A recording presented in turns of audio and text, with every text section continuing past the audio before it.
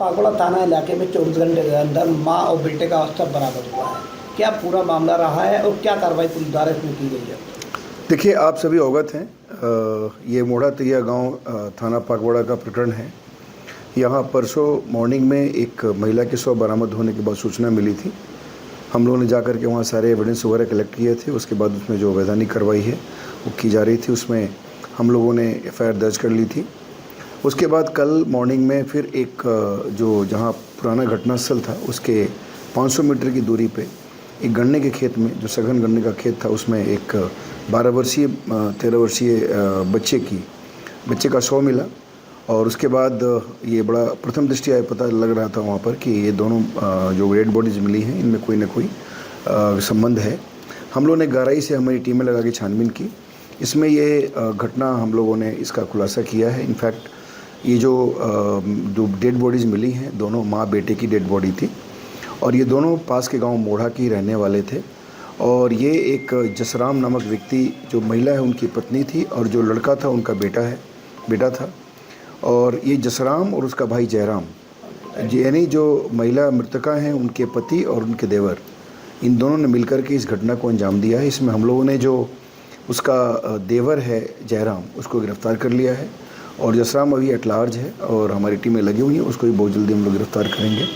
Basically आपसी घरेलू विवाद को लेकर के और कुछ अन्य बातों को लेकर के जो पति था उससे हमेशा एक तरह से दोनों के बीच में विवाद चल रहा था और उसी के बाद दोनों ने प्लान करके एक बहुत ही प्लान तरीके से वहाँ ये लोग बाइक से उसको महिला को लेकर गए और खेत में उनकी हत्या करने के बाद उनको जलाने का प्रयास किया।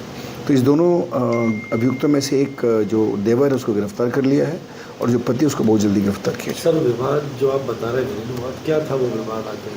देखिए, विवाद के बारे में बहुत सारी चीज़ें अभी क्लियर नहीं हो रही हैं। अभी चूँकि देवर ही अरेस्ट हुआ है और जब उसका हस्बैंड अरेस्ट होगा तो बहुत सारी चीज़ें क्लियर होंगी। जो दोनों भाई है, यानी जो पति और देवर दोनों अलग अलग रहते थे। देवर की जो बातें हैं उसमें और अभी जो पति है उसमें भिन्नता हो सकती है, इसलिए पति के अरेस्टिंग के बाद ही क्लियर हो पाएगी कि वाकई जो इन लोगों के बीच में मोटिव क्या था और लड़ाई झगड़े का कारण क्या था। तो क्या ये पत्नी भी जो महिला है, क्या ये अलग रहती थी अपने पति से? नहीं, पति और पत्नी दोनों साथ रहते थे और ये जो उसका छोटा भाई है, यानी जसराम का छोटा भाई जयराम, ये अलग रहता था। सर, महिला की पहचान छिपाने का प्रयास किया गया था, बॉडी को देखकर चेहरा जलाया गया था, क्या जानकारी दी आरोपियों ने? इस आरोपियों ने कहा कि जैसे चूँकि काफ़ी एक तो बहुत ही एक तरह से ऐसे जगह पे लेकर गए थे जहाँ से किसी को शायद पता न चले, ऐसी व्यवस्था ऐसे प्रयास इन लोगों ने किया था। जहाँ डेड बॉडी इन लोगों ने रखी, जहाँ पे डेड बॉडी मिली है वहाँ पर भी इन लोगों ने कुछ ज्वलनशील पदार्थ से फेस को जलाने का प्रयास किया, लेकिन चूँकि मौसम और प्लस जो चीज़ें इन लोगों ने यूज़ की थी वो सब सफिशिएंट नहीं था जलाने के लिए।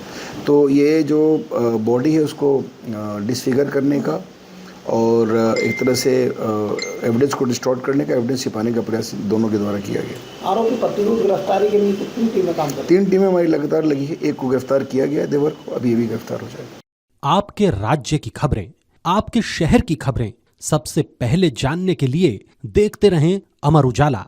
चैनल को सब्सक्राइब जरूर कर लें और पाएं हर अपडेट।